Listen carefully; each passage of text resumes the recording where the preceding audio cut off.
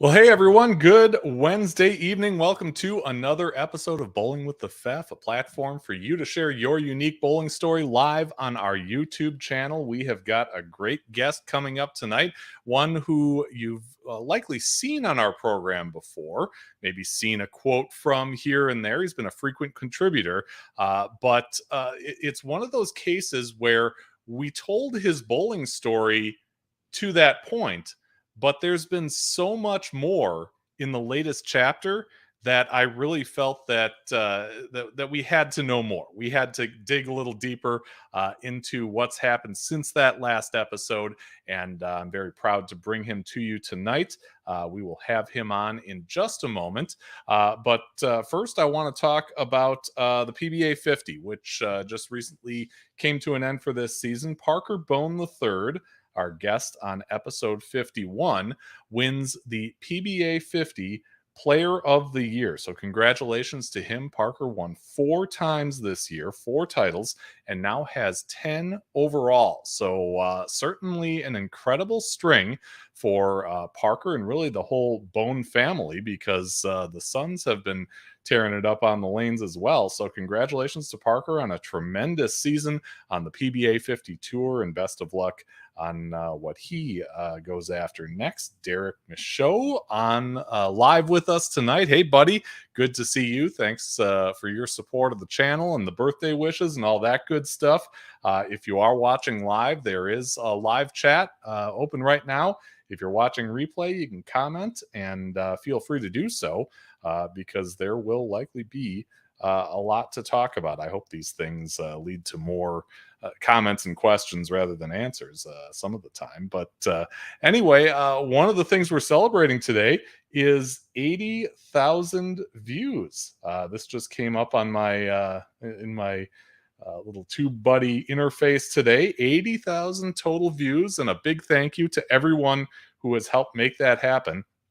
It's not something that happens quickly or easily. We've been doing this for maybe, I don't know, we're getting close to season 3 now. So, hey, Mark, good to see you live on the show here. But yeah, really appreciative of everyone who has given this show a chance and who has watched the first episodes that we've been doing, as well as the most recent ones. Because it's all been a labor of love for me, and just really happy to put out this content with the help of our wonderful guests, of course, each and every week as we go here. Cody Schmidt, recent birthday boy, says, good evening, gentlemen, and happy birthday, Pfeff. Thank you. Happy birthday to you as well. Cody and I have the same birthday, August 16th, which is kind of cool to see. And Derek says we were bored. So thank you for the congratulations on 80,000. Again, you're a big part of that, as well as everyone else who has taken the time to watch and enjoys hearing bowling stories from all kinds of bowlers all over the country. Well, Bowling with the Pfeff can't happen without Chip Magnet. Chip Magnet is a product that's local to me. It's made in Eau Claire, Wisconsin, and it's a family business. They distribute salsa and much more to stores in 38 states and Canada. If you're in Chicago, you can find Chip Magnet at Whole Foods, Meijer, Mariano's, and most co-ops. If you're sitting in Whitewater, Wisconsin, you might be able to find it at Hy-Vee there in town, or in Piggly Wiggly in Jefferson, which is about 20 minutes away. Chip Magnet is always available at chipmagnetsalsa.com. They will take your order and deliver to you no matter where you are. Chip Magnet, raise your snack standards. So tonight, like I mentioned, our guest has been on the program before, but now he is one of the only people in college bowling history to win a national championship as both a player. He won as a player with Western Illinois, and then as a coach, as his Whitewater Warhawks recently won the 2022 ITC championship in April of this year. So we're calling this one one more for the road. And it is my pleasure to bring on Shawn Wochner of Carpentersville, Illinois, one more time. Shawn, thanks for coming on.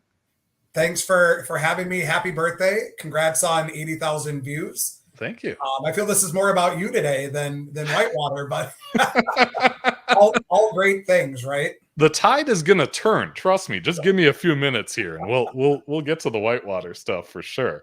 But I want to know, let's start out kind of with the feeling right now. We're about 4 months removed from this ITC national title that every college bowler and coach dreams of.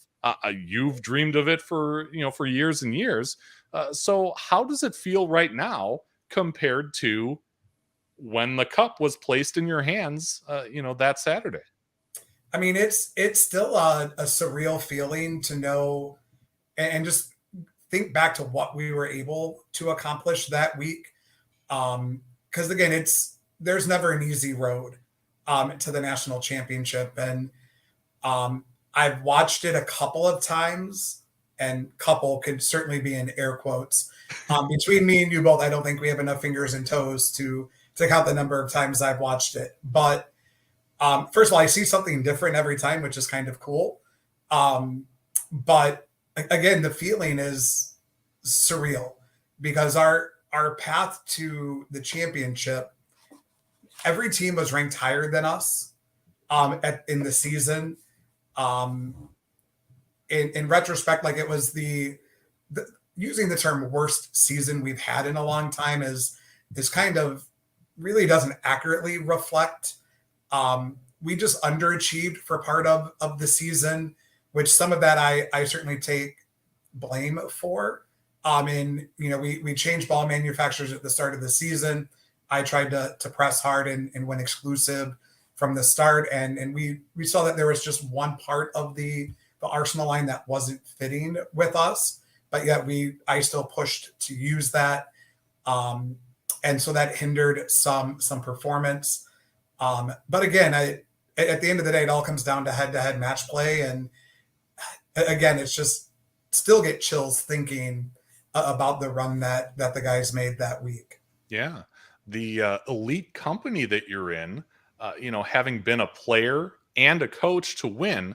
I asked Aaron Smith at USBC about that. How many are there? He said they don't really keep track of it.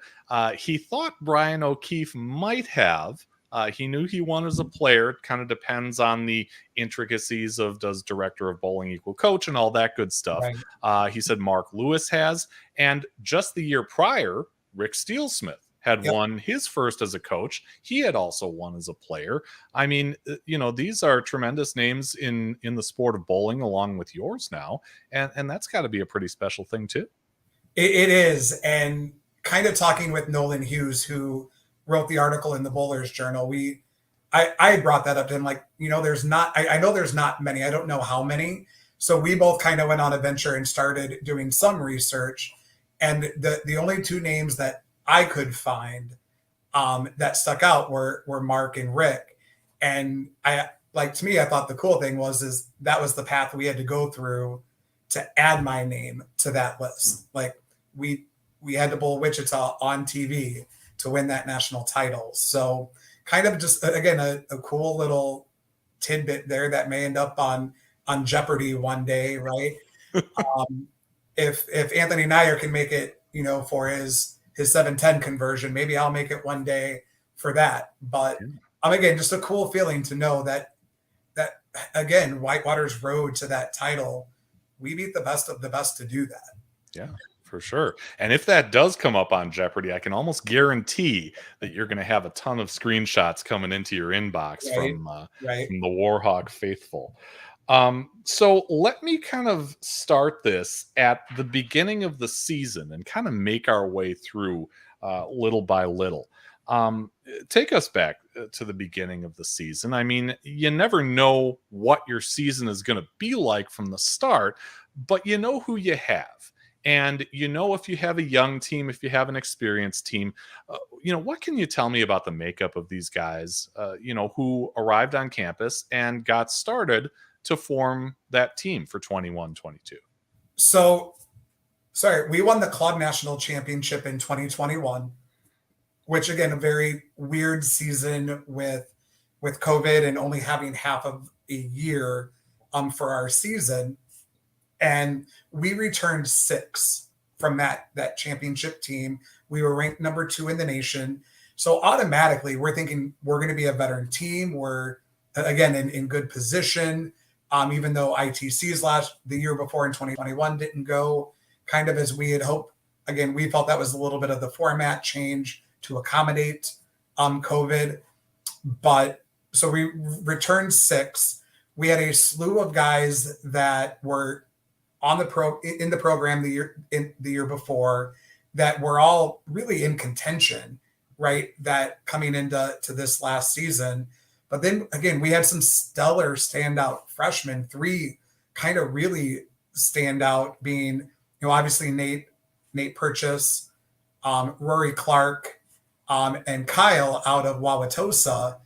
Like those 3 just as freshmen coming in, had super high, ambitions and expectations. And again, at the start of the season, especially with our first couple of tournaments being either conference or we started the Rock Valley tournament now. Last year was the first year we did that.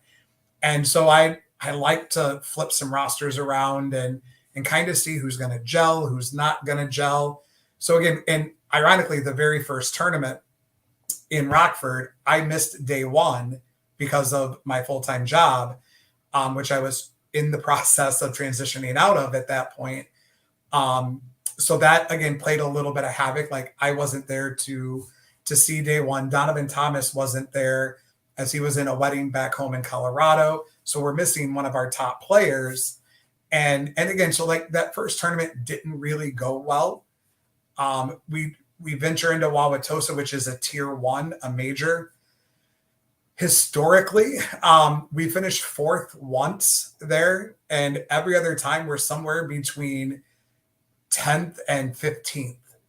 And we were in that range this last season. So again, like all fall, we did a lot of shuffling of rosters and trying to find that gel factor, trying to find who communicates well with each other, who can play off of each other.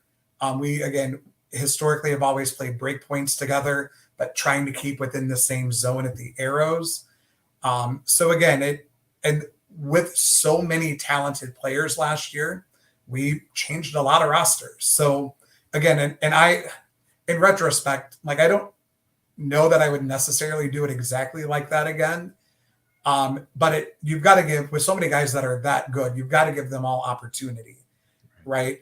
Because historically, our facility at Whitewater on campus, some people are just really, really good in that building and not good in competition.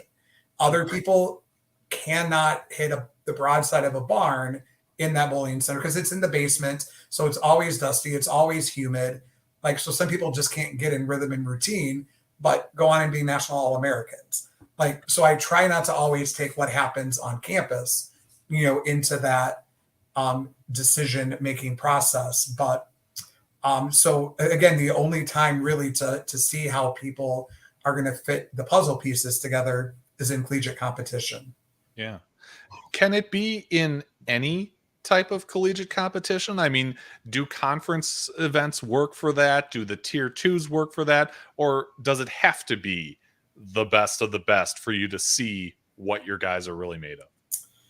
So ironically, like people, coaches and other players at other schools that I've known for a long time have always given me and Whitewater a hard time about our conference. Like until the last couple of years, there's really been us and maybe one other team, right? That is somewhat competitive. Like we went 9 years without losing a conference tournament, and there's 4 a season. However, for me, I always viewed the Great Lakes Bowling Conference, or years ago used to be called the Wisconsin Collegiate Bowling Conference. For me, I always thought, number one, it was a really good opportunity to mix up our roster, where I would take maybe 4 or 5 guys that are normal, kind of regular varsity guys, but then bring in, 3 or 4 fresh faces, to kind of give them that opportunity to compete on varsity, compete with me, because again, I can't be on varsity and with the JVs all at the same time.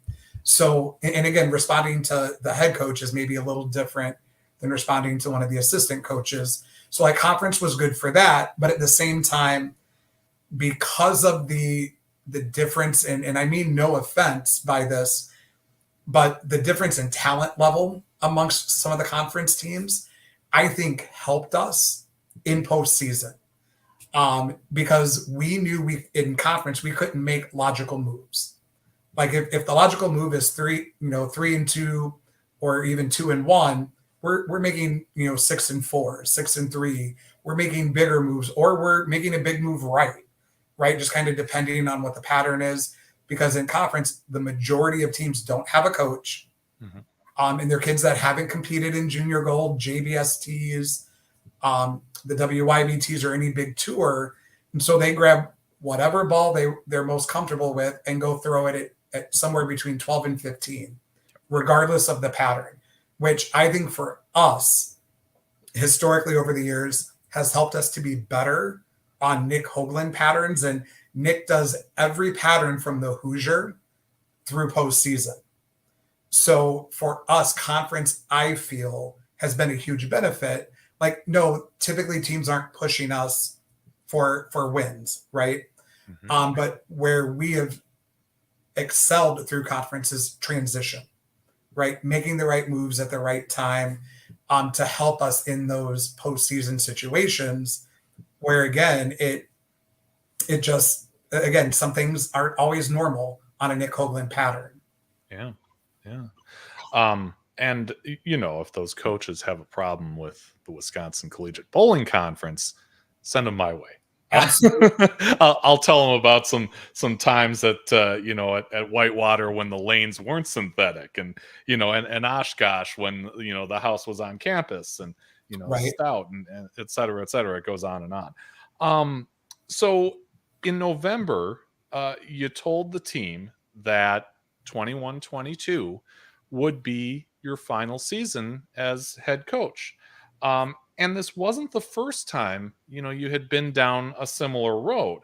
I asked Brandon Mooney about it, who is your successor, and he says that when he bowled for you, you told him that his junior year would be your last for your plan, and obviously that didn't happen. But when you made this decision, I mean, what happened that was different about it this time? And give us the why. So in Brandon's reference, I had started working, I transitioned to work at a community college, where I was on campus here in suburban Chicago, but it was an hour and probably 30-minute commute, hour and 20 minutes. So, and again, to be to work by 7:30, I was leaving at 6:15 a.m. I would work my normal work day. Then from Glen Ellen, which is where College of DuPage is, during traffic to get to Whitewater was about 2.5 hours. Then stay for a 2-hour practice, and then drive an hour and 20 minutes home. And that year we practiced later in the evening, like it was 8 to 10. So it would be almost midnight when I would get home, and then have to again get up at 4:45 to be out the door by 5:15, 5:30. There's got to be that element of randomness too, because with Chicago traffic, some days are better than others. Yeah. So in my mind at that point, I'm like, which I loved the job. I'm like, I can't continue to live on 4.5, 5 hours of sleep, cannot continue to not be home. Like I had a young daughter that was just going into school at that point. But that summer, my wife transitioned work and went from being a high school teacher to a district administrator, which required her to work in the summer, where before as a teacher, she was always off. And then right at that same time, my old position had reopened. So that was kind of the why I went back to coaching and never did step away at that point. So fast forward to this fall, or this last fall now, we're almost at a year. But mid-September, I received a phone call from Marion Central Catholic High School in Woodstock, Illinois, which is a high school that I had visited for 13 years as a college admissions rep. Had a very, very good working relationship with them. And they had called and said, hey, our college counselor left very suddenly. We know you are in the region. Is this something you would be interested in? And I ironically had just gotten an email and reached out as well. So we just kind of crossed some paths. And for me, that opportunity to, again, be in the same place every day, not be in and out of the car 3-4 times a day. Again, really being able to build strong relationships with the students, which is what I've always, again, thrived in, which is why I've coached as long as I have. It was just an opportunity that I could not pass up. The work-life balance was so much better. The first thing my boss said to me is, never take your laptop home in the evenings or on weekends. Like, we don't pay you enough to work when you're here. And I'm like, that's going to be a transition. Like, I've never had a boss tell me that.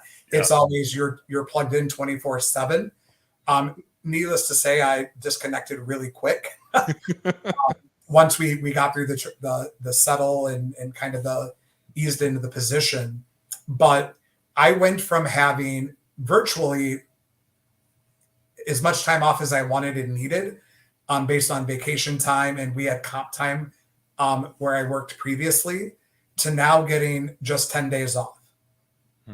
So that was the ultimate kind of decision factor, is between the Hoosier and postseason, I need typically 9 days. Okay. So 9 minus 10 leaves 1. You got to leave time to get sick. You've got to leave time for something personal. Okay. And it just didn't add up, and I had honestly contemplated, well, maybe I skip the Hoosier, or maybe I skip club nationals, right? And just do ITCs and sectionals, or maybe I skip sectionals and clubs and just go to ITCs, but kind of weighing over Thanksgiving break was the team deserved to have someone that was fully committed. Not that I wouldn't be fully committed. I just couldn't fully be there. Yeah. And that, I think, was some misconception this fall too, or last fall. Again, when I transitioned jobs, I worked for Western Illinois. That's my alma mater, right? I worked there for 13 years. There was a piece of me that couldn't let my successor there fail. They brought in just a temp who knew the university but knew nothing about admission.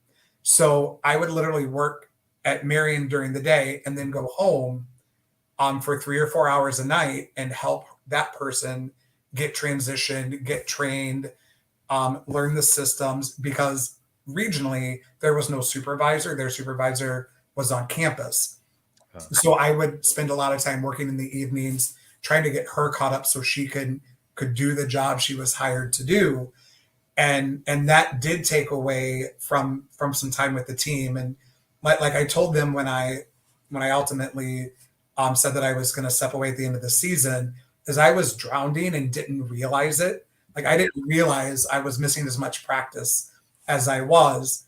And I think there was some guys that felt that I was checked out, that, again, I wasn't invested or committed to the level that I had been. And, they presented me with that sediment in early November. And again, it kind of put me in retrospect. And that's the point. It's like, man, like looking at my calendar, because I keep copious calendars, so I know what I'm doing.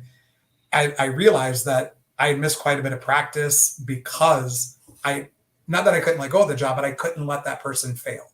Yeah. Right. So I was working 60 hours plus a week trying to manage my full-time job, which I actually kind of helped start doing things for before I started, and then continued to do some things for my old job. So I was kind of working 2 jobs simultaneous on top of trying to coach. Wow. And it caught up, and having the conversation with the leadership team was kind of what opened my eyes. And it's like, yeah, like I can see where that perspective comes from. I wish someone would have, hey, what's going on? Like, we haven't seen you as much, instead of kind of presenting it the way that it was. But again, I think everything happens for a reason. And it got to a point where I knew that I couldn't give them part-time, in postseason. If I couldn't be at every single postseason event, I didn't want to be the head coach anymore. Yeah. And people have always said, well, how soon do you get back to coaching? When are you going to pull that act and come out of retirement? And, I very quickly would stop like Emil or Nolan when they were interviewing me at ITCs, or even in the weeks following. Like, I don't ever see a time that I go back to head coaching. I love my job. Like, I've never been so happy in it, in a full-time employment, that, again, I don't see myself leaving ever. And with that being said, I will only ever have 10 days off, because we're off in the summer. So again, it's not like I'm going to magically get an extra 2 weeks of vacation after 5 years or 10 years or whatever. So, like, I don't ever envision being a head coach again. So again, will I make some cameos here and there? Sure. It's going to be hard to not go up to tryouts in a couple of weeks at Whitewater, to not, want to be there with them. But, Brandon's got to kind of get his feet under him and get his own program going. So like this year, I've already said, like, there's nothing that I'm not going to show up in a Whitewater uniform and jump down in the bowlers area. Right. Yeah. But in the future, maybe, but I will never be a head coach again. Yeah. So you tell the guys, and, put out a lengthy post on social afterwards. How did those guys take it, in the moment? I think there was some surprise. I don't think they anticipated that. I think they just kind of thought that I acknowledged that I had neglected some of my responsibilities in the fall, and say I would do better. I think that's where most of them thought I would stop. But again, I'm always one where, when I would announce a roster or kind of lay out a plan, like, I always knew who I needed to make eye contact with, because I wanted to see their particular reaction. And when I made that announcement, I kind of looked at the few guys that I expected some kind of reaction out of, and everyone, really, honestly, like, there was shock and surprise. Mm-hmm. Some may have been relief. I don't know. No one said, like, thank God. Like, I would have been crushed and devastated if somebody said that out loud. But again, I mean, I think the guys were surprised. I had some text messages after practice. Ironically, that lengthy post that I put up, I actually wrote over Thanksgiving before I went, had it saved in my notes. One of the things I said is I wanted to control the narrative, because this is me stepping away, not the team saying we don't want you anymore. Right. So I wanted to make sure that, and before word started to leak, right, I wanted people to hear it from me, or at least my social media page. I had talked to several of the recruits that I had invested a lot of time into getting to commit to Whitewater, and I had told them on my way to practice. Or I think, like, Robert Vader, I talked to the night before about that decision. Like, so they knew before they read my post that was going to be happening. Did any of them say then or after that, you know what, I'm coming to Whitewater for you, you're not here, I'm not coming to Whitewater? Or are they all still on board? There were 3 guys that I'd been two really hardcore, both Robert Vader, out of, I think it's Iola, Scandinavia, part of Wisconsin, and then Hunter Pomier, and I probably just said that wrong, but from up in Minnesota. They're both coming to Whitewater. Robert was like really, I was just about ready to commit. Now, so he took a little more time to rethink his decision, which I fully respected. We had several conversations still, kind of in helping him kind of figure out what he wanted to do. And then I had a recruit visit and had some previous conversation with Luke Winter, who is also coming still to Whitewater to bowl. And I also had some conversations with Brady Lauber, and he's coming to Whitewater. So, these are guys that we'd had previous conversations with and recruited, and they're all still coming. So, obviously it goes to show you have to choose a school first. Yeah. And Whitewater provides an amazing education opportunity for the students on campus. Like, coaches do come and go. And I have always told recruits that in the process that you never know when a coach is going to retire, when they're going to take a different job, when they get let go. Like, all of that's happened in recent years within college bowling. So like you need a good relationship. You need to have rapport with that coach, but that can't be the ultimate deciding factor is I'm coming for the coach. You've got to come for the academics first and the program second. Yeah. Was there ever any thought, consideration, anything to letting the season ride out and then telling them at the end of the season? Honestly, no. I didn't feel that was right to the recruits, the guys that were considering. I knew in my head that honestly, no matter what happened, I wasn't coming back the following season. So my announcement was more for the recruits than the team. Because again, I think young student athletes need to make a wholehearted decision and know what they're walking into. I think I would have done them a huge disservice by holding that decision. And the other aspect too is that allowed the team after the first of the year to start searching for a coach. So in fairness, wanting to be fair to the program as well, I wanted them to have opportunity to bring in and hire a new coach. My ideal timeline was by March, hopefully have someone semi-local, hopefully have us in Addison for sectionals to where that coach could actually come and observe and watch. And unfortunately, it wasn't until after that we ended up hiring Brandon.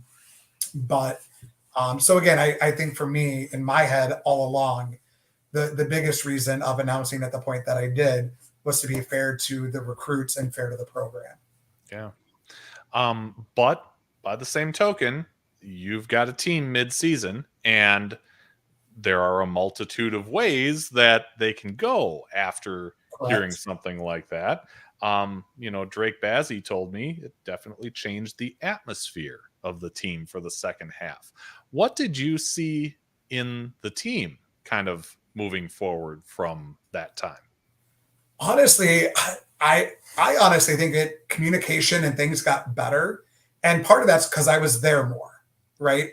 Like I was really by Thanksgiving, I had kind of stepped away from, and even really before that, probably by the end of October, I had stepped away from helping Western and my predecessor there.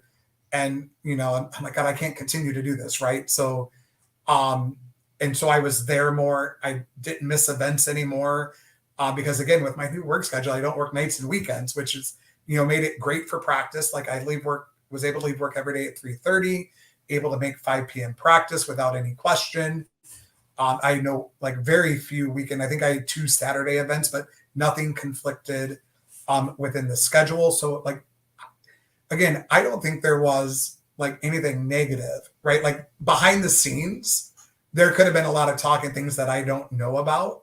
Yeah. But I can tell you in tournaments, I think things got better for the most part, especially at ITCs. So, sure. And I don't think that was like, oh my God, let's send Shawn out with a win. Like it was one, I think, like honestly, I think they just came to terms with the amount of talent that was sitting in that bowling center wearing a Whitewater uniform, and it was time to perform. Yeah. But you got to qualify for sectionals in order to do all that. So tell me about how this team, did that, how they qualified for sectionals this year. So we finished the year, like all of our tournaments add up and create our national ranking. And then based on the national ranking is how you get seeded into which of the four sectionals you're going to. So we finished the year ranked 11th. We had, I will tell you, in my 12 years at Whitewater, our worst finish at the Hoosier Classic. We finished 21st. Now, granted, there's 78 teams there, so you're still in the top third, Yep. right? Better than the top third.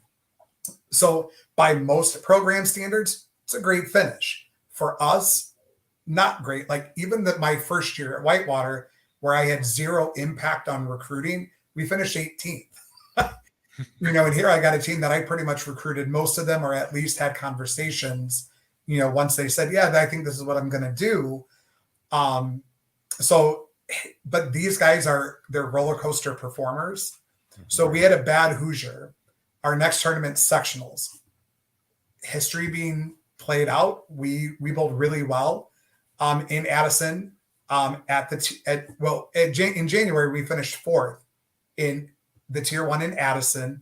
So again, like we're familiar with the bowling center. We know the first 10 lanes hook a little bit more than 11 to 22, which we were on 1 through 22.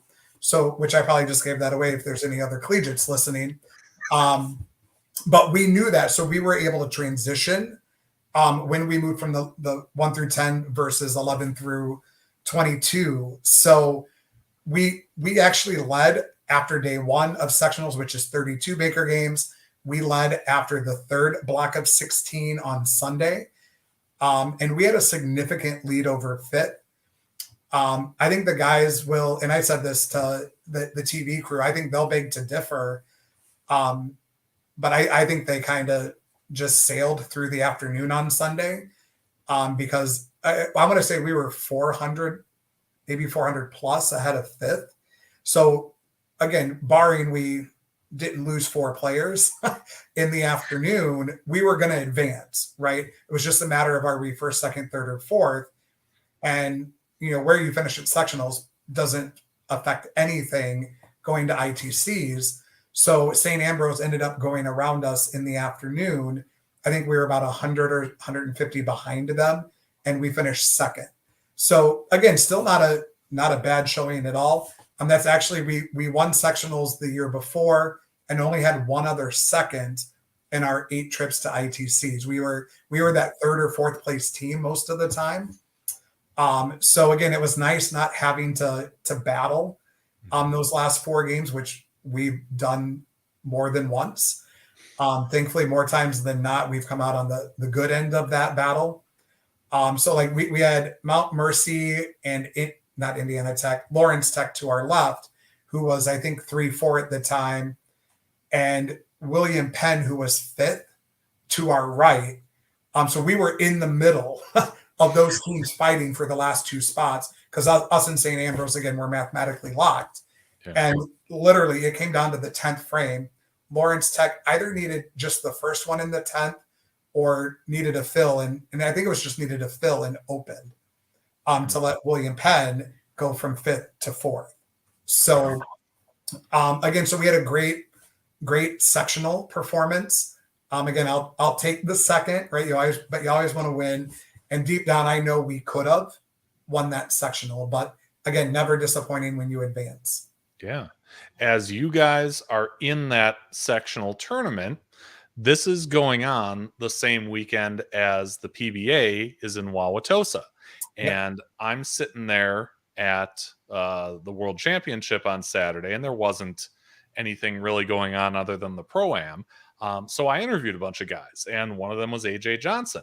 And since this was your, let's face it, last time at sectionals, I kind of did the thing where, hey, AJ, what do you think of, of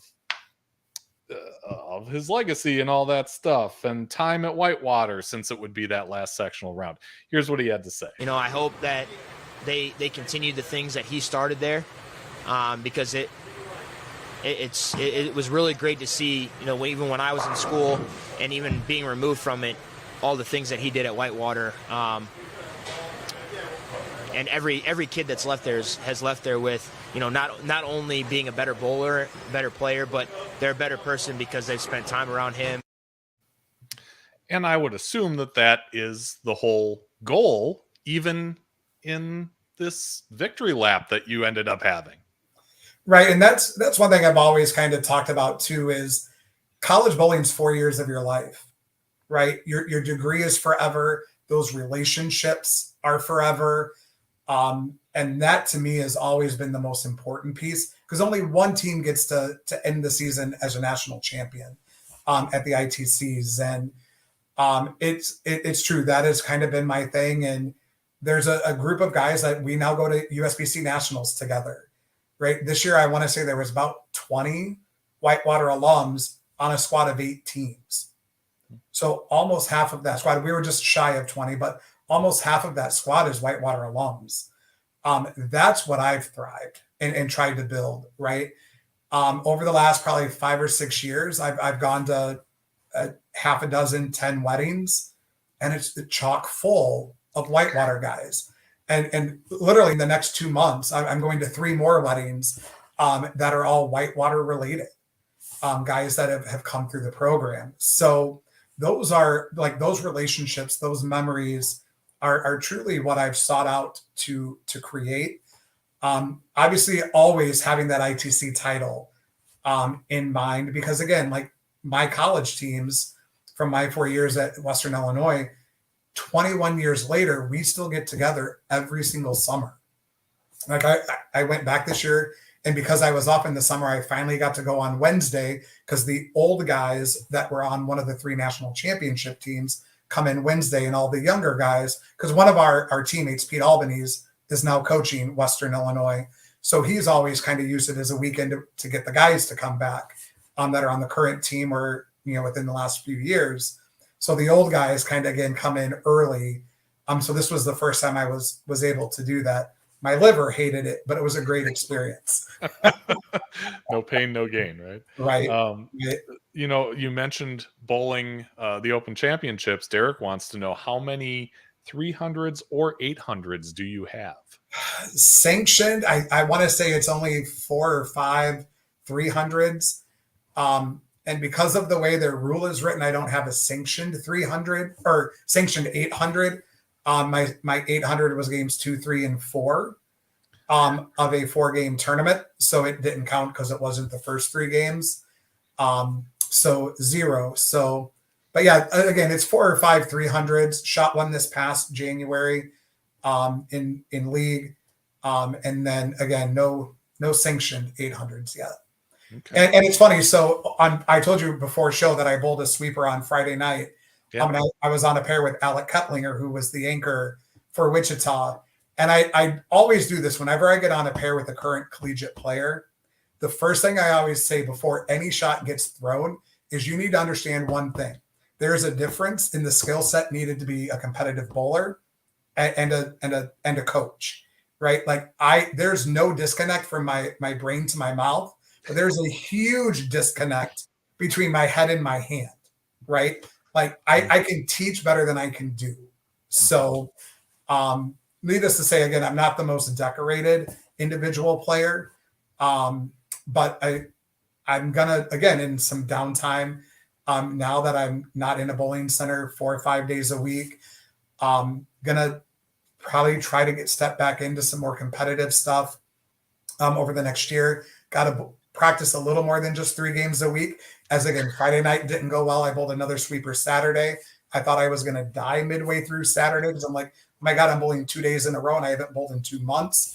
But again, my goal is to get back and bowl some more competition and try to get somewhat competitive again. I'm getting close. I mean, I'm still 7 years out, but close to getting on the senior tour. So maybe doing some senior regionals once I hit that 50 mark. So, all right. So you mentioned, kind of going back to the team, the success that you had at Stardust Bowl in Addison, and Drake also mentioned that when I asked him what stood out, from this year. And he said the major successes whenever you bowled in Addison this past year, as he said he doesn't think you had a bad outing there, even once, and always finished high in the standings. So what is it? I mean, you mentioned, some of the characteristics of, what certain lanes do in that house, but is there anything else that, works to your advantage or your guys' advantage? Honestly, it's a mental state. You find success. You love the bowling center, right? You don't bowl well. You hate the building, Yeah. right? And that's not something that's not just Saturday to Sunday, right? That lingers in if you go for an individual competition or a 2 years down the road, you go back to that same tournament. Like, man, we didn't bowl good here last time. So you get that mental mindset already before you ever go in and throw a shot. Yep. Right? Like, man, I hate this bowling center. Thankfully, again, they bowled all right there in December. I want to say they were 6th or 7th at the Warhawk. But then the tier 1, again, we finished 4th, and I want to say that was close to 60 varsity teams. So again, 4th in that building. Then we come back, lead 3/4 of the way through sectionals, finish 2nd. Like, we're riding a high going into ITCs there because we've had success in that building, right? We go and have a 20th place finish there in January. I don't know that we lead 3/4 of the way through and finish 2nd. Like, we could have been that William Penn sitting in 5th, fighting to get that last roster spot for ITCs. But because we walked into that building for ITCs with nothing but positive vibes from our recent past experiences, really, really helped in that building. And Donovan, and I don't remember the exact stat now, but during sectionals, the first 16 game block, I want to say Donovan struck 80% of the time. Wow. And he was obviously at that point, you're in the anchor spot, but 16 games, 2 frames plus the bonus in the 10th frame, 80% of the time. Yeah. Like, that's huge. Like, personally, that's going to give you as an individual a whole heck of a lot of confidence, walking into that building the next time, versus someone who, shot a $130 game, in team games. They're going to walk in again in a little damper mood. But again, everybody kind of came in riding the high of, again, the sectional finish in that building and the tier 1 from January in that building. Yeah. The other thing he mentioned was the culture and village of people that came together to support you guys in the finals, and how it was absolutely insane to see. And the support from everyone, whether they do or did go to Whitewater, other coaches, other teams, pushing for you and giving you that immense amount of support. He said it was amazing. Was there a difference in the support that you got at ITCs when compared to other times your teams have been there? Oh, absolutely. And proximity is reason number 1. Sure. Right? Whitewater is maybe an hour and a half from Addison. So we were able to turn people out. It was awesome Friday night, and really all day Friday. There were probably 4 or 5 guys there all throughout competition, Thursday night, Friday night. But we'll say 23 guys, because one went home at semester. But of the 23 guys, 21 came to the show. So 21 of the roster team members came to the show. Girlfriends came out to the show. Girls team members came out to the show. We had alumni come out, and Mike Dolan, and Kiefer Sullivan, who were the 2 guys who got me to come to Whitewater. I was coaching at Robert Morris previously. They came out to the show. We had parents. I had some friends of mine from the Quad Cities that drove up and surprised me and came to the finals. And then I can tell you from experience, both having been a part of an ITC as a player in Wichita, where Wichita has excelled, and competing as a coach in Wichita when Wichita has excelled. That home field advantage is huge. And like that picture you're showing right there, Yeah. like that whole section up until probably the kid in the yellow in the front row, everybody like straight up and to the left of that was there with Whitewater, somehow affiliated to our program, either parent, which all of our parents were in the front row. They were players again, you know, girlfriends, girls teams, alum. Like it was absolutely amazing. A lot of the other college teams stayed and watched, which is something we always did. I always made our guys stay and watch the show. Again, just to witness the national championship, right? And in the hopes of being in that position one day. And again, we were a little down, and I mentioned this in my post TV interview, like we were not really engaged and energetic the first two games on TV. While we bowled well game one, like we shot 211, can't complain about a clean 211 first time on TV. There were definitely some nerves, right? Nerves in the players. I had nerves. Like there's not a lot about the TV show that I couldn't tell you until I saw it, right? On TV or the filming that Kale Rush did. And so game two, we struggled. We shot, I think it was 138 game two. Now, mind you, 3/4 of the way through that game, both shots became lineup shots, right? So we gave away some spares to try to find something. But at that point, I kind of like signaled up and talked through with Tanner Osick, who was one of the guys that was there every day at ITCs. And he's a huge hype guy, which is something I love about him. And I just said, I'm like, you've got to get everyone loud, right? People have got to get engaged. They've got to get excited. And from shot one of game three until the medals and cups were presented were absolutely crazy. So, and for me, I thought that was, obviously it's amazing, right? You want that huge fan crowd support, but it was also, retribution's the wrong word, but like, I don't know that in all the titles Wichita's won in other cities, like that school that they've beat on TV has had the crowd advantage that we did, right? And that plays into the emotion of a team, right? So like, I think for us, having that huge crowd was so beneficial.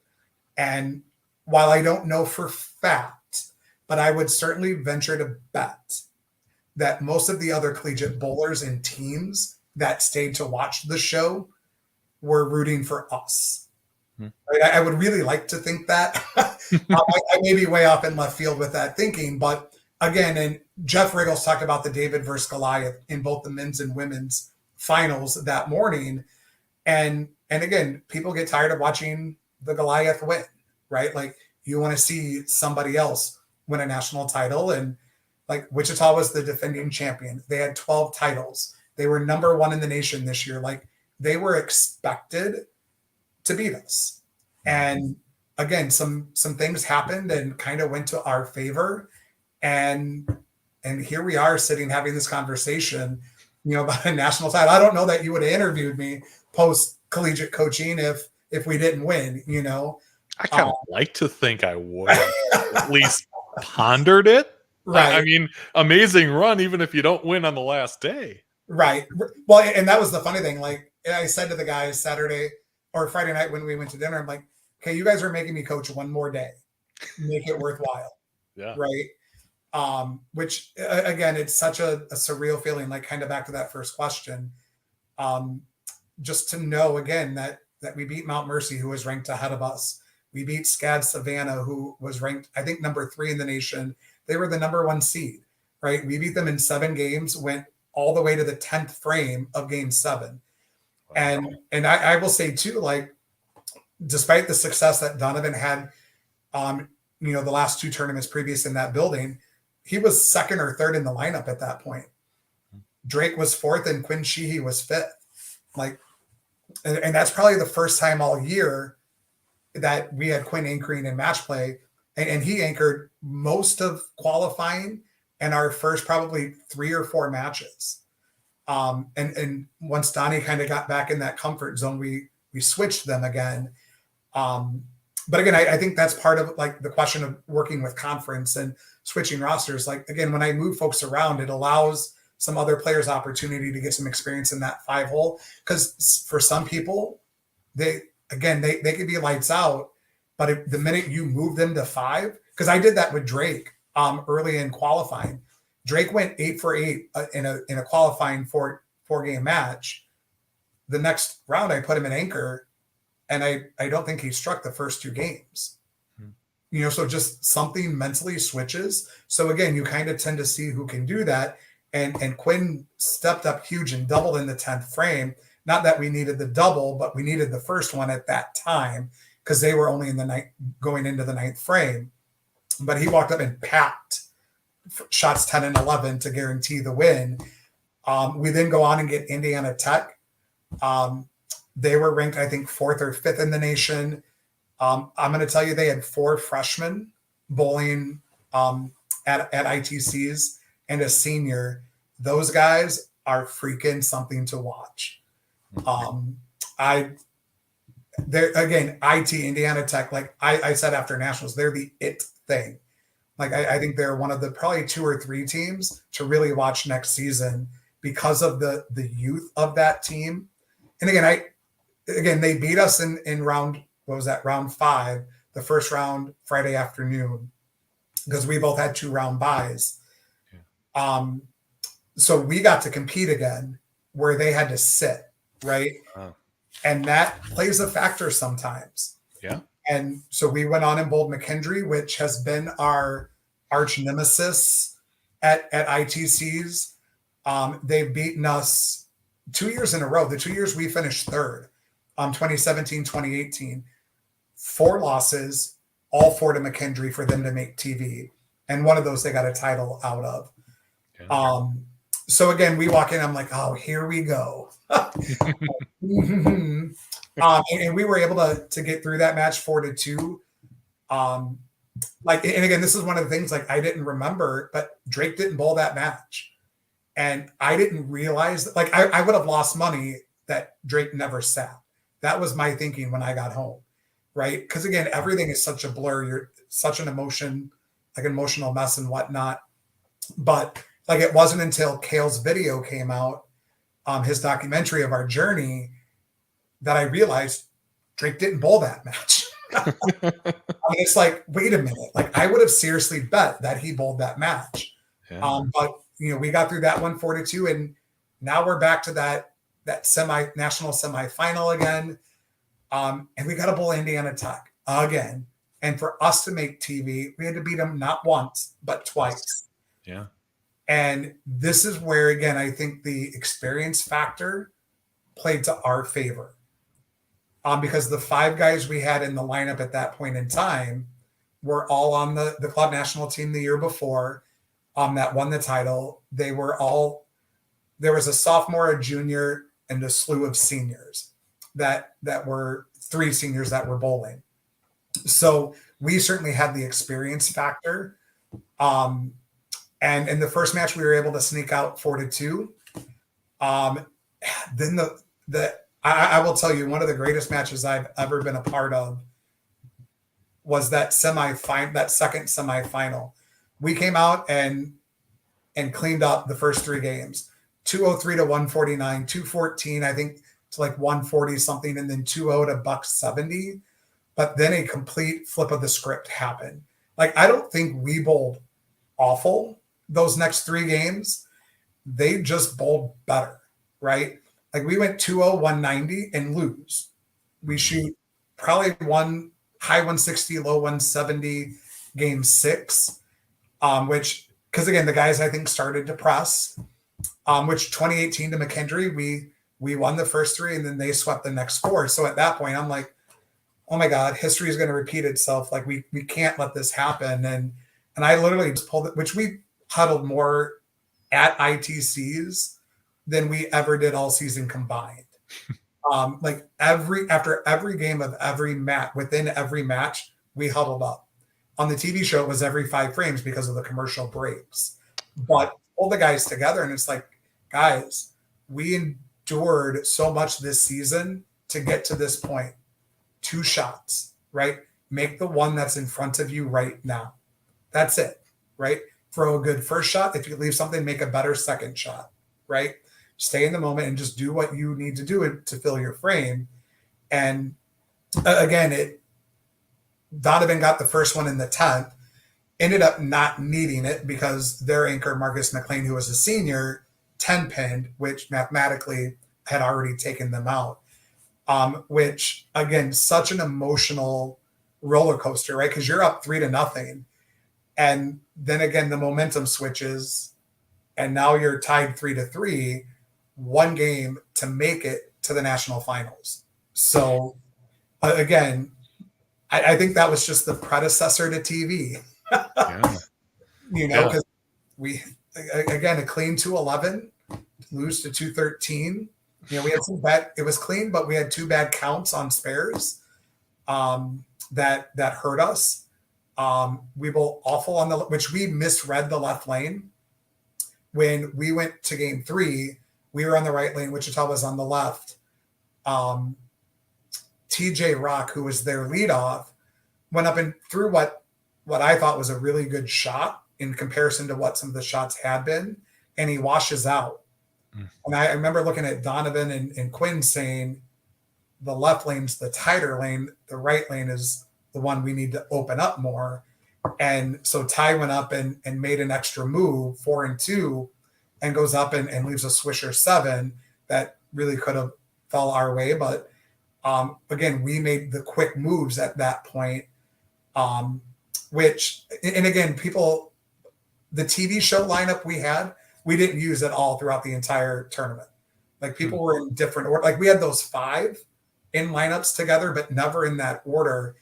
And like JR Maher, who was my assistant, he's like, why are you putting Drake second? And I go, because it's truly a pace of play and a mental move. Because Drake had been 4 most of the bracket matches, but Garrett Meadows, who was 3rd on the TV show, likes to think things through. And I didn't know how quick they would push us to bowl on TV, even though it was recorded. So I wanted Drake to be in the middle before Garrett, so we could process with him what needed to be discussed, so he could go up and make the best shot without being rushed in that conversation process. Yeah. Drake did mention it's completely different feeling to being the anchor spot when you're not there much. Right. Yeah. Which I'm sure that's, again, and that's part of what I always try to do when mixing up, like at a conference tournament and things. But again, when you're on the bigger stages, like, sometimes the emotion of the moment gets you, or you get caught up in the environment. And hope Drake doesn't mind me talking about this, but like his freshman year, we took him to the Leatherneck on varsity, which is the largest tier 2 in the nation. And he bowled so well that he earned his spot to go out east to the 2 tier 1s. Well, he got there, and I don't know if it was the label of tier 1, but he fizzled in the bigger moments, right? That freshman year, which I think they're all growing moments. Sure. And it really set Drake up to have the ITCs that he did. Without failing that freshman year out east, I don't know that he has that moment, right? Because again, they're all growing experiences, and again, he was a huge part. All the guys were a part of it, but I think Drake stepped up huge. Quinn, Donnie, all the guys had moments and times where they all stepped up and led. Again, with the emotion, led with again the performance. But again, Drake being a left-hander, not many lefties had success at ITCs. St. Ambrose, who I've got nothing but respect for those guys. Eric Littig, their head coach, is a longtime friend of mine. Cameron Crowe, Nate Stubler, Jordan Monas, 3 phenomenal left-handers. They went out, I think, round 3 or round 4 of the bracket play because they're left-hander dominant. This pattern didn't play great to most lefties. Spencer Robarge, hands down, one of the best youth bowlers in the world. Not in the country, not in Wichita, not in Missouri where he's from, one of the best in the world, did not bowl till game 5 on TV. Yet Drake went on TV and did what he did. Yeah. But that is a testament to his work ethic, his ability to manipulate the ball. And our kind of phrase is pet the kitty, right? Like when you pet a cat, like you don't go in there and bang on it. Like you again, pet a kitty gently, right? Yeah. Like that's kind of been our thing that I got him to learn how to just kind of, again, just soft at the bottom, right? So, but again, all the other lefties that are hard hitters, right? They want to put as much as they can, or, like Cameron Crowe and Spencer Robarch, they're two-handed, right? So playing those softer releases isn't always easy for them. Sure. You talked about, Wichita, and they're the defending champions. They're the 12-time national champions. There, I'm sure for a lot of teams, is an intimidation factor. If there was in the finals for your guys, they didn't show it. How, what brought that on? Was there something that was addressed in the hours before, the night before, anything like that? Or did you just kind of let them go and sink or swim? No, there was conversation, right? It's very clear to create a resume of the Wichita team versus our team. Like, again, they've got Hall of Fame children. They've got Junior Team USA members. Nick Summer, his grandfather started the women's tour back when it was the PWBA. He owns multiple centers in Rockford. Like, again, every kid on that team had a story, like a super successful, big time resume story. And then there's Whitewater. Like, my guys have won some JBSTs. They won WYBTs, ISSTs. They've done some smaller things that they've all had success, but not to the level, nor do they have the notoriety that the guys from Wichita did. But like, my message truly to them was, it's bowling, right? We have a best of 5. We have to win 3 games. All we go is best of 7. We have 2 less games to accomplish the goal. But if we just stay focused on, again, staying in the moment, focusing on the things that we control, breathing and having fun, it's anybody's ball game, because anybody is beatable. Yeah. Like, again, I don't care. Like, again, I could have, again, some rookie on the PBA tour could go up and beat Belmonte, who I think, again, is one of the best in the world, in a best of 5 match, right? Like, again, you're not bowling the name. You're not bowling the resume. You're bowling the pins. And that's what we kind of focused on, is not letting the scoreboard dictate the quality of our shots. And I think they did that extremely well, especially when we were down 2-0. In my head, I knew if we got 1 game that there was absolutely no doubt we were going to win. We just had to get that first game. Yeah. So, you had mentioned it's for television, but it's recorded, and we only saw a few of the games. We didn't see all 5. Thankfully. Or 4. Sorry, we didn't see all 4. So what moments were there in that finals that maybe those of us who only saw the televised version of it missed, or weren't aware of? Number 1, you missed our 138 game, which by all means, and I thanked Jason Thomas for not having that game aired. There's 0 part of that game that I wanted aired. However, I am gonna get a copy of the full coverage of the what was filmed and discussed on the show. Just, again, I want to know what they're saying games, 2 and 4. Yeah. And kind of to see what they filmed. But so that was missed. And honestly, I would tell you, I think going into game 5, this part wasn't aired, not because it was in game 4, but it was in between games 4 and 5. I was off to the side doing my interview with the TV crew. My guys were huddled up as we were at the end of every like TV intermission, like just talking, right, about what we needed to do, kind of laughing, just having fun, staying loose. Wichita, and I was sent this picture from another college coach in the stands. Sent me a picture, and it's in the picture, which all my guys have posted all over the place. You see Wichita State in two lines.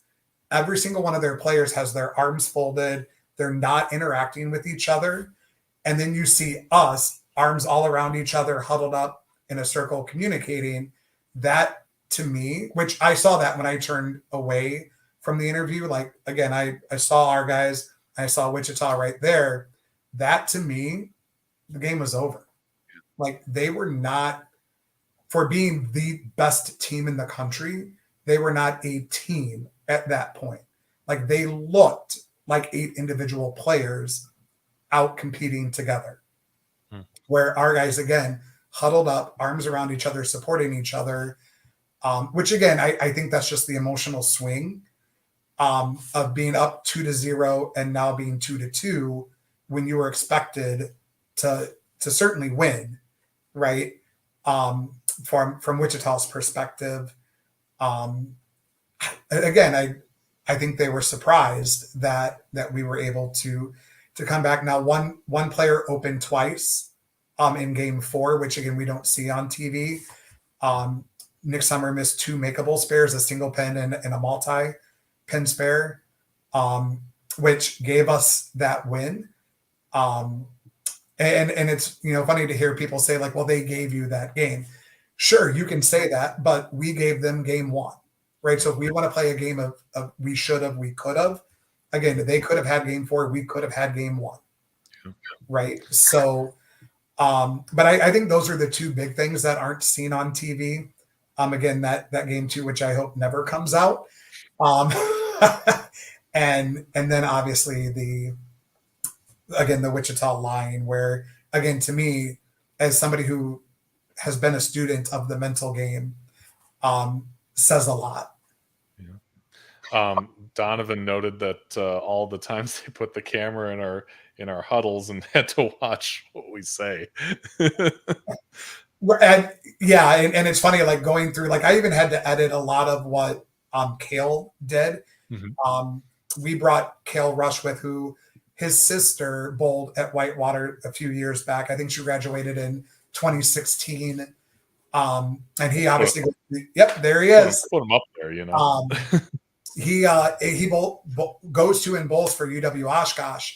But again, he'd done a lot of logo work and graphic work for me and for the team over the last couple of years. I'm like, you know what? You do all these vlogs for the WYBT, JBST, like, come with us. Like, this is, if nothing else, my last year.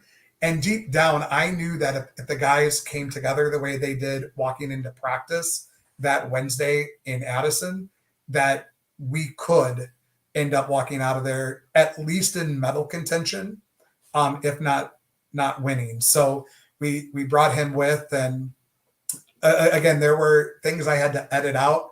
When I get emotional and, like, excited or even frustrated, like, certain 4-letter words come out, or I say things that probably I wouldn't want out into the, the viewing world to see and hear. Oh, even in the final cut, I'm glad my 10-year-old wasn't within earshot. Yeah. Well, again, there were still some moments that, again, for impact, we had to leave some things in. Sure.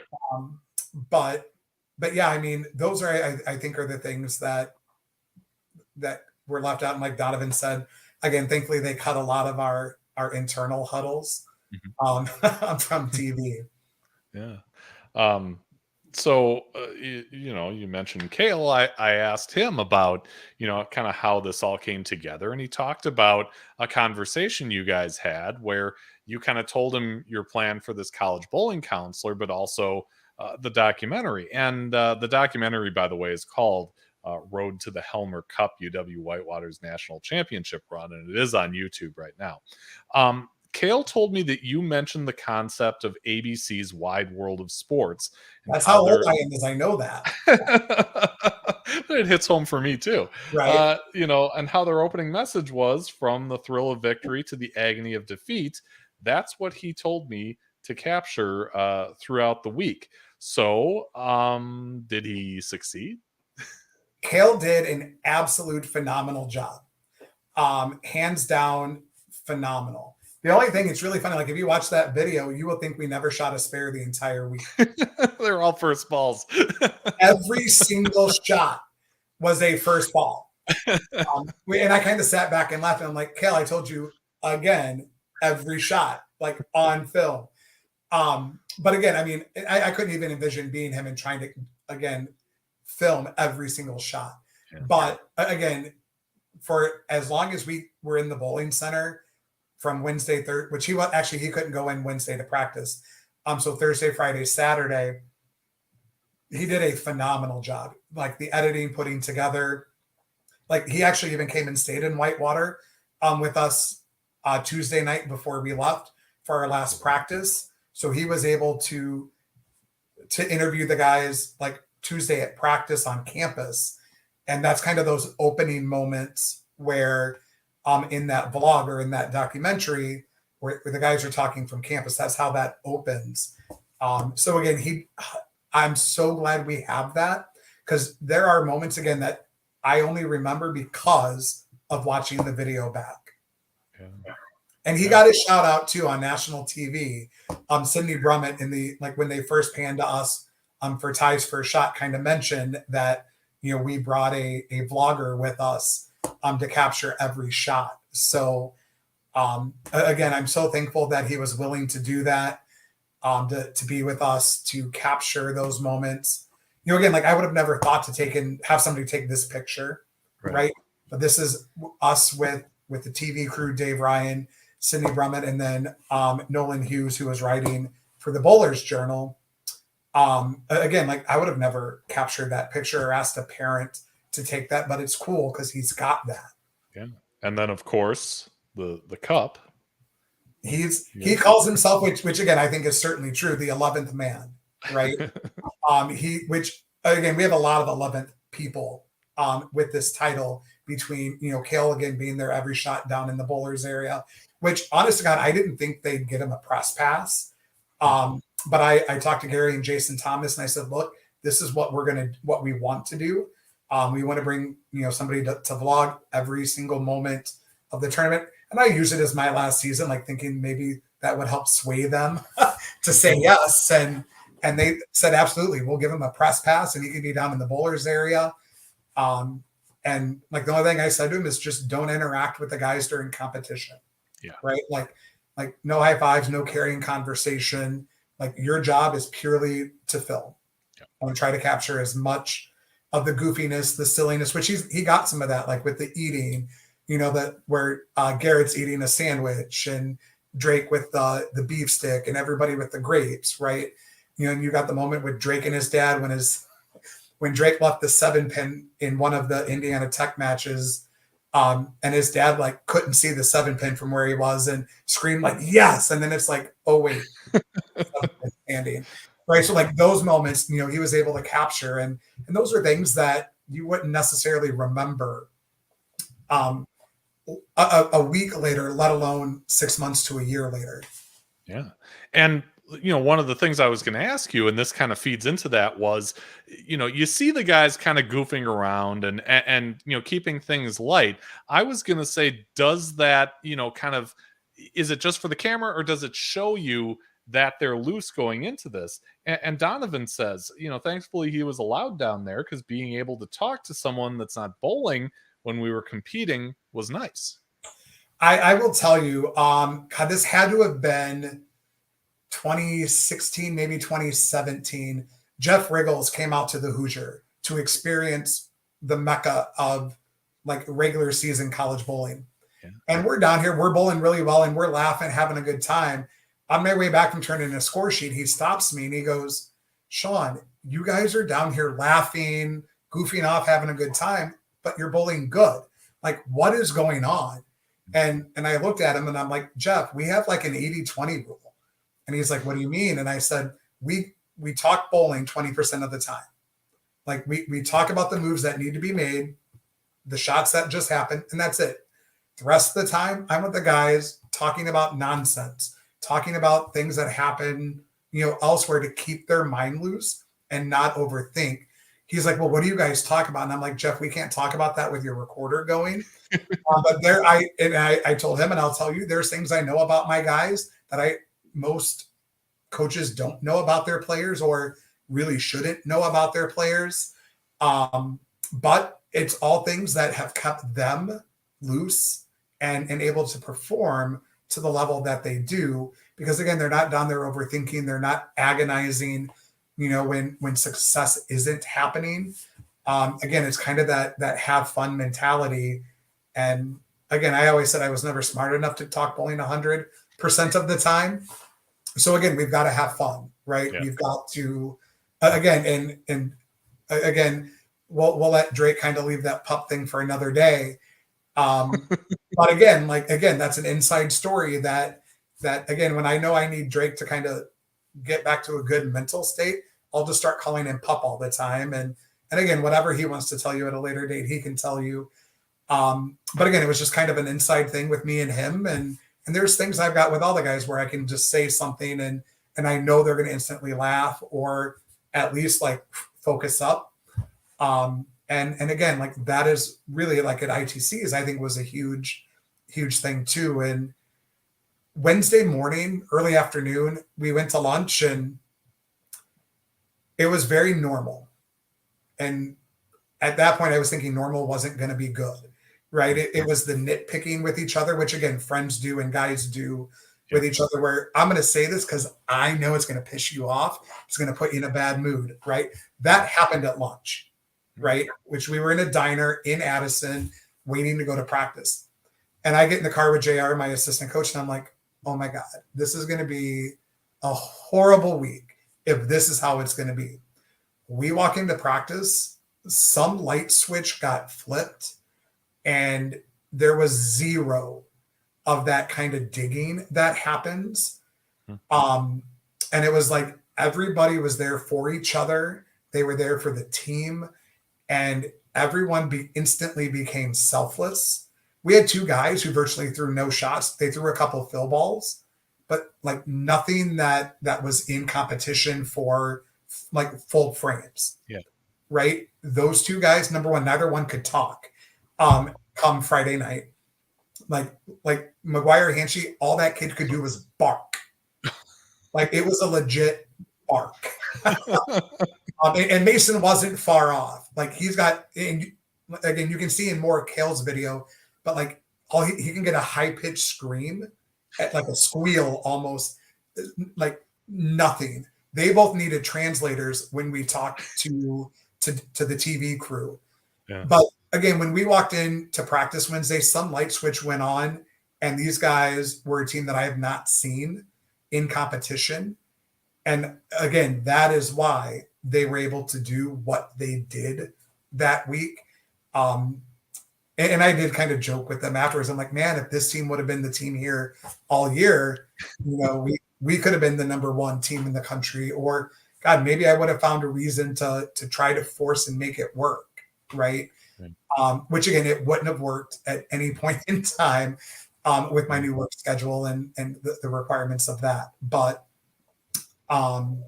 again, like it was just awesome. And those fun times are what led to that performance. Yeah. I'm going to have to pester Drake and find out what this is. He wants to know if he's off that leash now that you're not coaching. Well, so ironically, he was going to be one of the people that I nominated in the final frame. Because again, I think he can tell some good stories from the week and collegiately, like his journey to Whitewater, which was absolutely not normal. I didn't think we were going to get him at Whitewater after I trash talked a 17-year-old. And again, so the really quick version, he was not on my radar. I was not on his radar. Met him at Junior Gold in Dallas in 2018. Saw the kids in that squad that I needed to. My routine was always to go to lane one and just do a walkthrough and see who passes an eye test. And Drake was on, I want to say 7 and 8 at USA Bowl in Dallas. and passed the eye test, right? So I seen him bowl, figured out who dad was, started talking to dad, set up a visit. Now, mind you, if I was any other coach who looked at standings at junior gold, I would have continued to walk right past Drake. Because if there were 1,000 kids at that junior gold, he was somewhere in the mid 800s. Oh, no. But again, I saw the physical ability. And again, it was day 4 that I met him. So the last day, and he was bowling with the mentality that he was trying to make cut. Now, there was, I don't think, any mathematical way that could have happened. Right. But he was still bowling with that intensity. So again, that's what kind of drew my eye to him. And then we set up a visit. We talked after junior gold, set up a visit. A week before, he's like, yeah, I'm not coming. I'm signing somewhere else. And at that point, I'm like, I've lost him. So I just instantly trash talked him. Told him, like, again, he's going to underachieve. He's not going to be happy.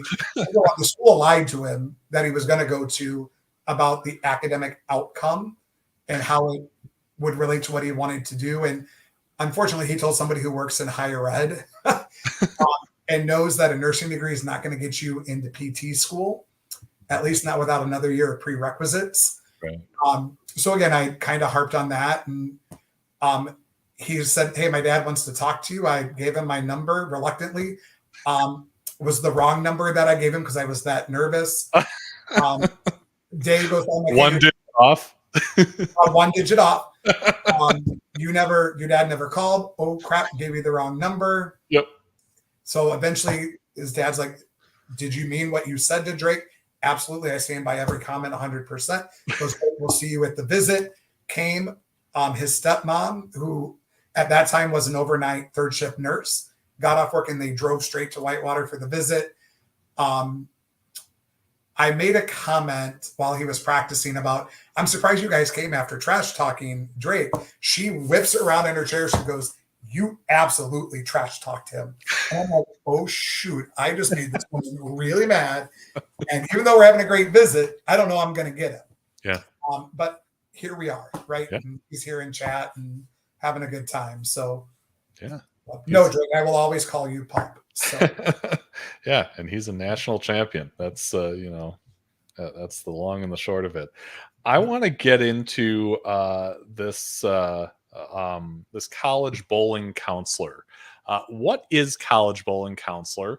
And tell us how it kind of keeps you in the game. And I'm gonna pull up the website as you start here. Well, that's $1 million question. Is what is college bowling counselor? But so my vision kind of for this stemmed actually from an experience I had. First of all, coaching, where again, there's a huge misconception about what a club program is. There's all this, like NCAA D1, D2 have different communication protocols than an NAIA school or even a D3 school or a club school. So like every level's got all these varying different rules and regulations, and some can win money, some can only win some can win none, right? So there's all of this confusion out here about college bowling. So that was kind of like one piece is like, I just really want to help educate families going through the recruiting process. When I got to Marion Central Catholic, we have a lot of lacrosse guys that go D1 for lacrosse.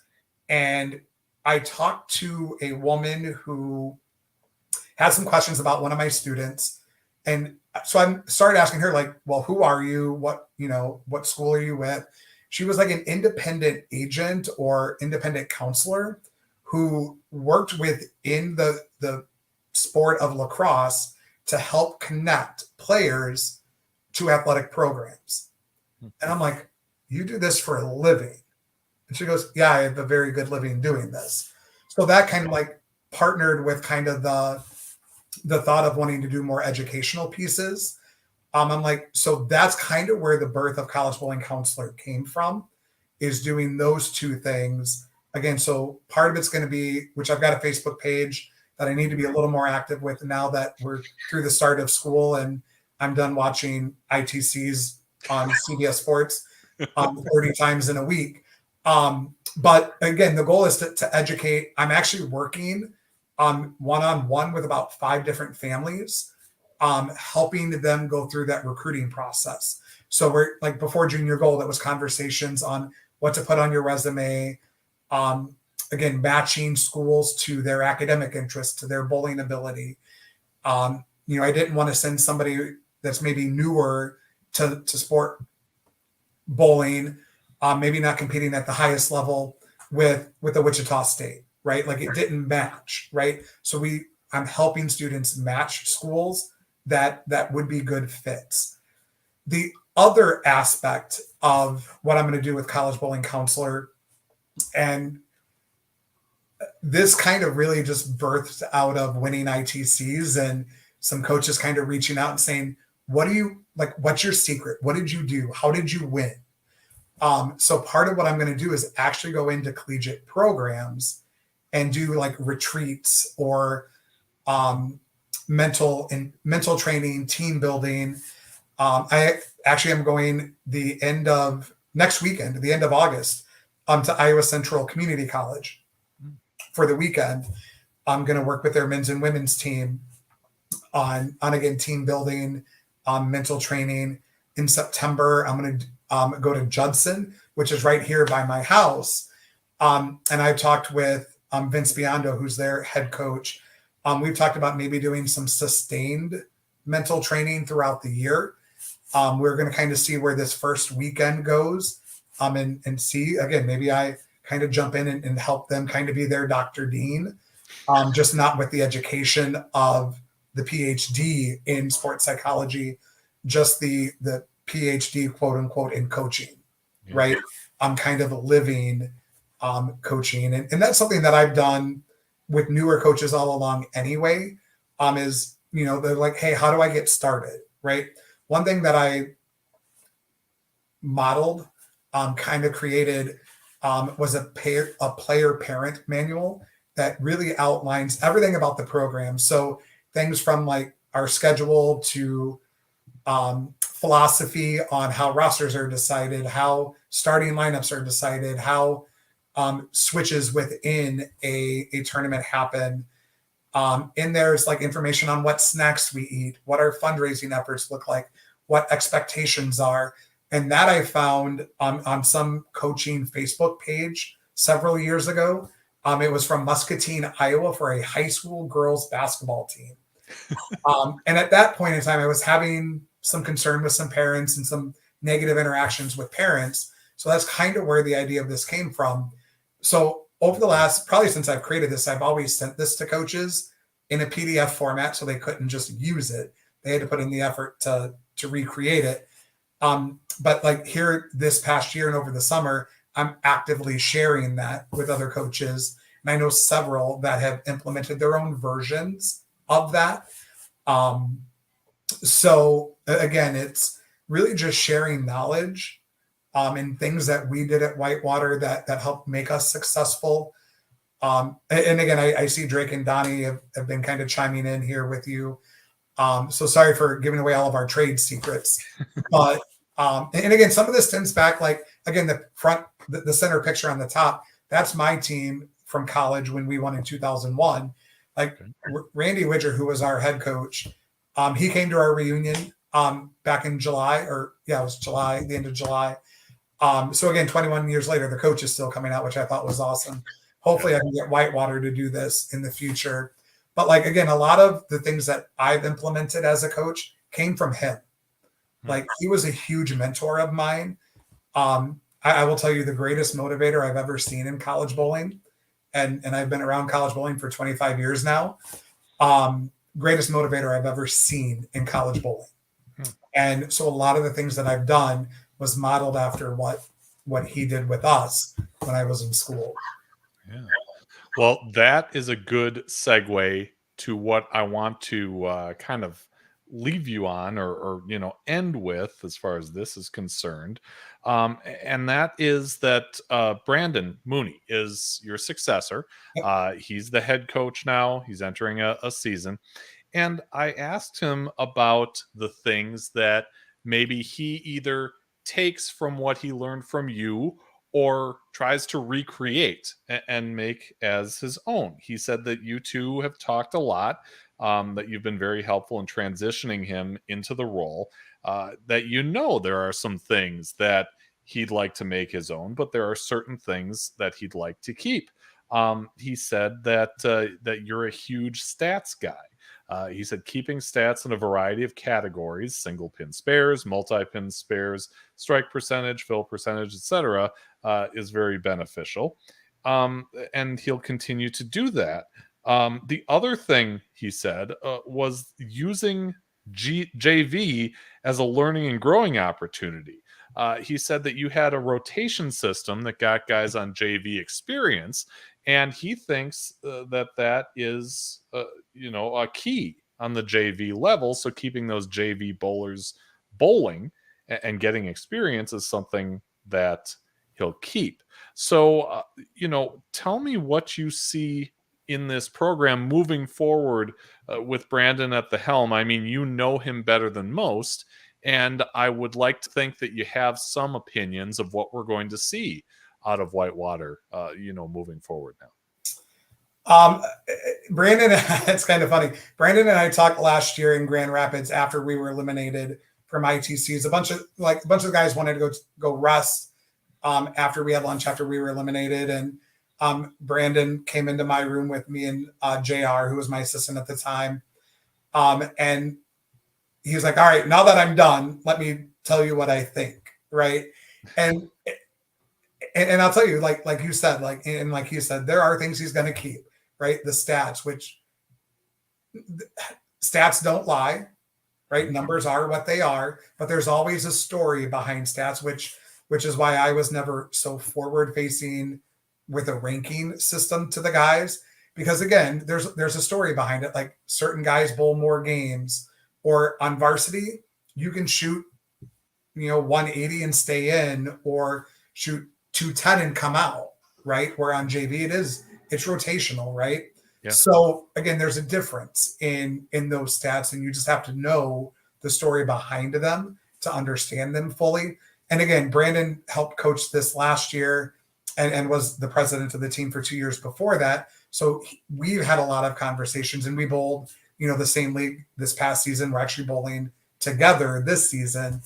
So again, things like that, I know he's going to keep. I don't know what he's going to do with the JV. Like, again, I know the guys have some strong opinion on not doing a rotation on JV, which I think will only be detrimental to the lower guys on JV, which again, they're a part of what feeds the program and has kept us successful over the years. But you're going to see a normal Whitewater, like in performance. I don't think a lot's going to change come performance time when it's like when we're at, or not we anymore, when they're at tournaments. Again, he's going to make the best decisions in that moment to put the right 5 guys starting and keep the 5 guys that need to be bowling. Where I think the changes are going to happen are in the process.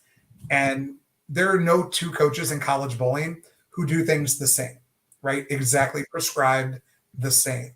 And there are things I know Brandon's going to change in process, right? Either be the countless hours of spare shooting, or the means in which, that happens, or again, some of the physical fitness attributes that I tried to instill in the program. He's going to, and I hope he puts his own stamp on this program. Brandon is someone who has seen college bowling at every level. He walked in highly recruited. And he hates when I tell this story, but highly recruited his freshman year. If there were 30 guys at tryouts, he finished 35th. Like, that is how bad his freshman tryout was. He saw 1 varsity tournament freshman year, and that was short at conference. As a lefty, you want every lefty on short that you have. So of course I moved him up because I knew he would do really well on short. Made the all tournament team, never got varsity experience after that freshman year. Sophomore year, he kind of started to get more experience.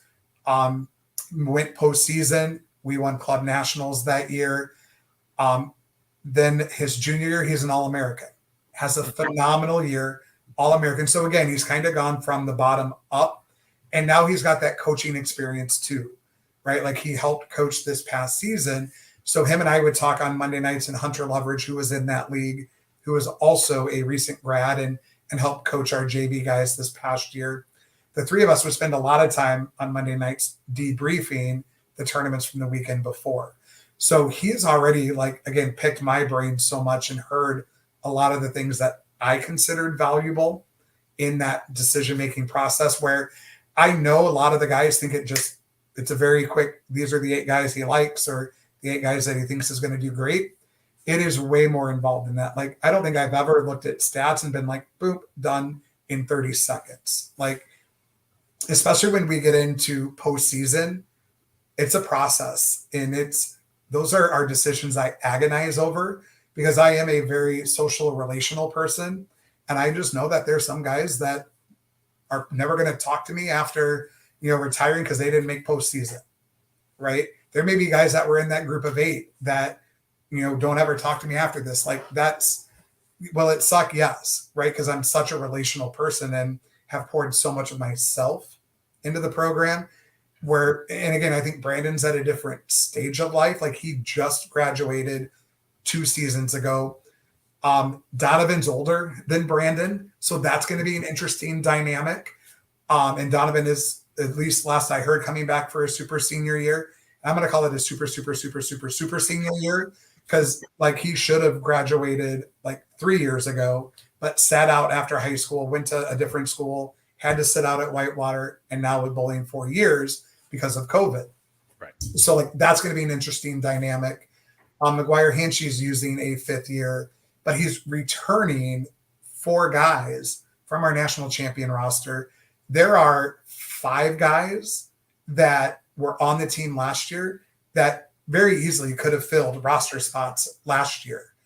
That I think are going to, have the opportunity to step in right away, which I think that's one of the things that has made Whitewater so strong. Fall of 2016, we lost 6 guys off of our varsity roster from the year before. And that team finished ranked 6th in the nation, never got in the top 4 at nationals. We reloaded with JV players. We had 2 freshmen walk in. The other 4 were returners that weren't varsity. We finished 5th in the rankings that year and medaled at nationals. So with a by the book weaker team, had a stronger performance. The next year we finished 4th in the nation, finished 3rd at ITCs. So like we continued to get better. And so I think Brandon, again, having that opportunity to put his own stamp on the process is going to be good for him. But again, what you see in rankings and performance, I don't think hopefully it's better than 11th that we were this past season. The great thing is he'll never finish better than 1st at ITC, so he can't beat me in that mode. And again, I certainly hope that they get back to the show and win again, right? And granted, I hope they do in the next year, maybe 2 years, where again, there's still a little bit of me in that program, like selfishly, right? Like before, again, Garrett, who is the sophomore on our nationals team, before he graduates, or before the freshman that came in this year, or even Robert Vader and that freshman group this fall that I helped in the recruiting process, before they're gone, I want them to win another national title, right? Like, and it made me so mad on the TV show when they talked about UW lacrosse winning the first one and then winning again 3 or 4 years later, but yet Whitewater's got nothing. Like, just stab me in the heart. Why don't you? Like, right. And they talked so much about Wichita already on the show at that point. Mm-hmm. It was like we were just happened to be a blip in the show. Like, we didn't even make the opening credit. Okay. Like, it was all Wichita in the opening credit. Like, oh, okay. And then, again, to have that lacrosse has won 2 titles. Like, come on, cut me a break. College bowling is very different today than the 70s when lacrosse won. I think 75 was the first title, because this year is the 50th year of college bowling. Right. So, and then because of COVID, next 2024 will be the 50th ITC because of COVID. So Again, I want to see the program continue to be successful. Again, to the naked eye and the people that just follow college bowling, I don't think a lot's going to change. The change will be in the process. Yeah. No, what I caught most in all that was at the beginning when you said, I think you're going to see a normal Whitewater, and I could almost hear the other teams, Right. But again, like, and I think that's like, we had two other candidates. One we really liked and ended up withdrawing. And then it came down to Brandon and one other candidate. And talking to the executive board, we felt Brandon was a stronger candidate because he's a little fresher in the game, knows the culture and the core values that has helped to make Whitewater successful. Yeah. And feel again that they want to continue. I got to stop saying we, which is so hard to do when you've invested 12 years of your life to something. But Brandon wants to continue those things, but again, just put his own stamp in that. Like, not that he needed or even asked for my blessing to do that. I'm like, dude, this program is yours. You need to make it yours, which is why, like, I told him, like, I don't want to volunteer to make a cameo with you this year. Like, you need to go do your own thing, set your own culture, and do what you do, right? Put your own stamp in and make this yours. And I hate the, like, people tell me, and I've heard it when we've been bowling in Rockford together, or I got a recruiting event, like, man, you have big shoes to fill. No, I wear 6'11". There's way bigger shoes to be filled. And it's not even about that, right? Like, my legacy ended at ITCs. Like, I'm done, right? Like, this is now Brandon's story to create moving forward. Like, yes, so the guys there, I laid the groundwork to get them there or help them in that process, coach those guys that are all coming or all there. But it's not the Shawn Wochner program anymore, right? It's not Shawn's Warhawks. It's now Brandon's. And I have full faith and confidence that he is going to continue to do great things, to keep Whitewater as a destination for college bowling.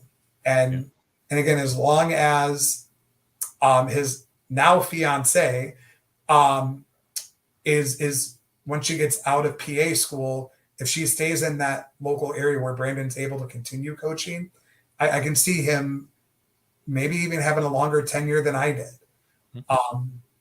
She will tell him where he's going after he graduates.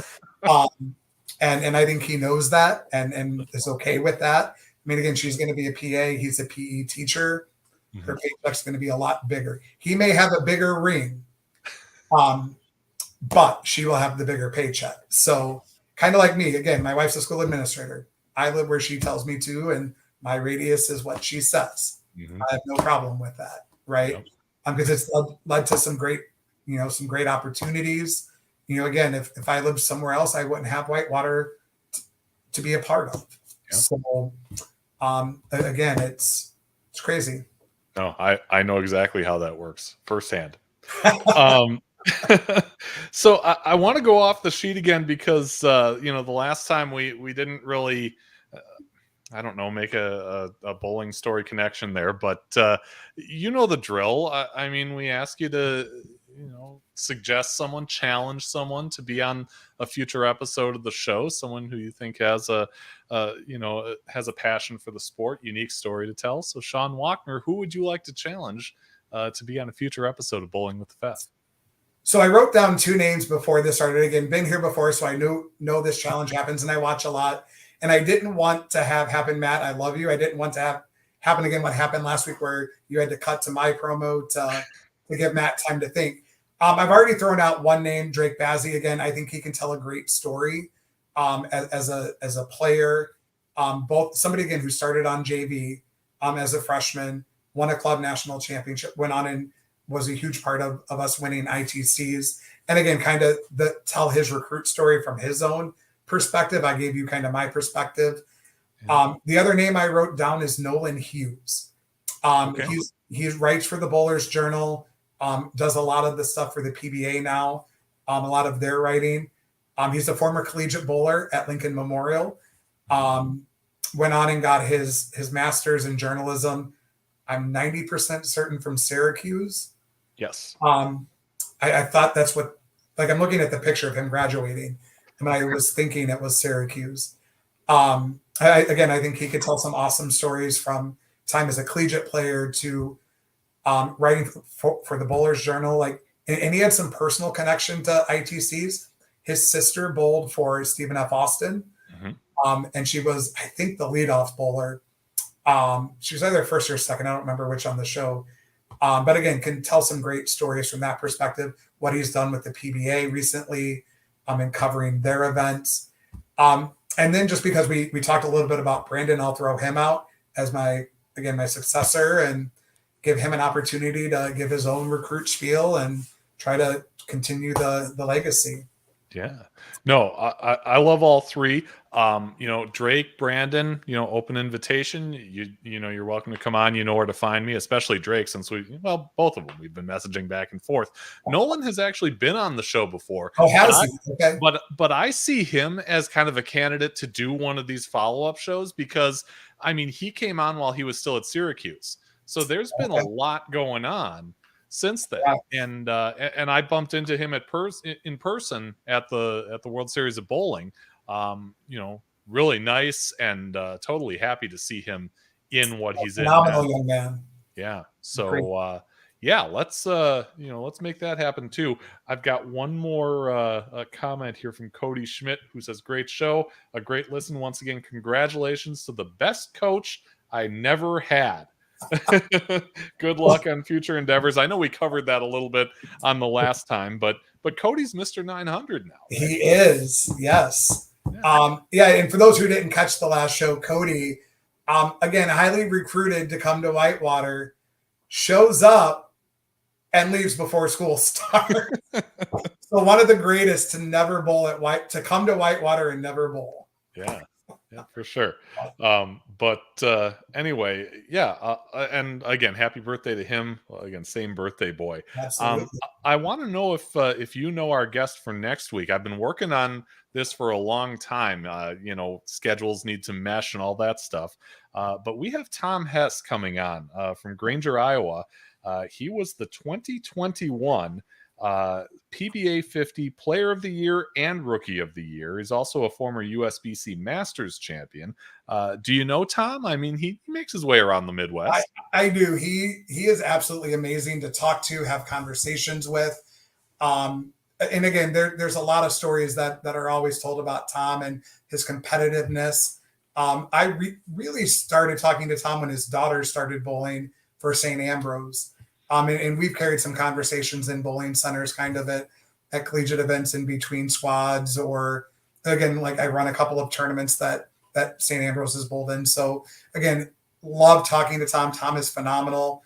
Again, had great season the last couple of years on the 50 tour. I will be watching next week. Can't wait. Awesome. Yeah. Coming up Tuesday next week, August 23rd, 6 p.m. Central, a little bit earlier in the week than we have been the last few, but, that's when it worked out for him. So we want to keep the live format, and that's why we kind of switch around sometimes. Shawn Wochner, the national champion coach, former retired head coach is what he's listed on the website as for UW-Whitewater. Tell folks where they can find you for the college bowling counselor before I forget. collegebowlingcounselor.com. And then on Facebook at College Bowling Counselor. I'm trying to make it really easy. That's about as easy as it gets for that title, but best of luck with that and in your future endeavors, and keep in touch because like I said, it's a phenomenal ending to one big chapter in your bowling story, which I'm sure continues from here. Awesome. Well, thank you so much for having me on again. And again, look forward to watching future episodes, and who knows, maybe there'll be some other reason a few years down the road to to bring me back again. Who knows? Yeah, for sure. Absolutely. Everybody, thanks again for watching. Be just and fear not. And have a great week. We'll see you again next time.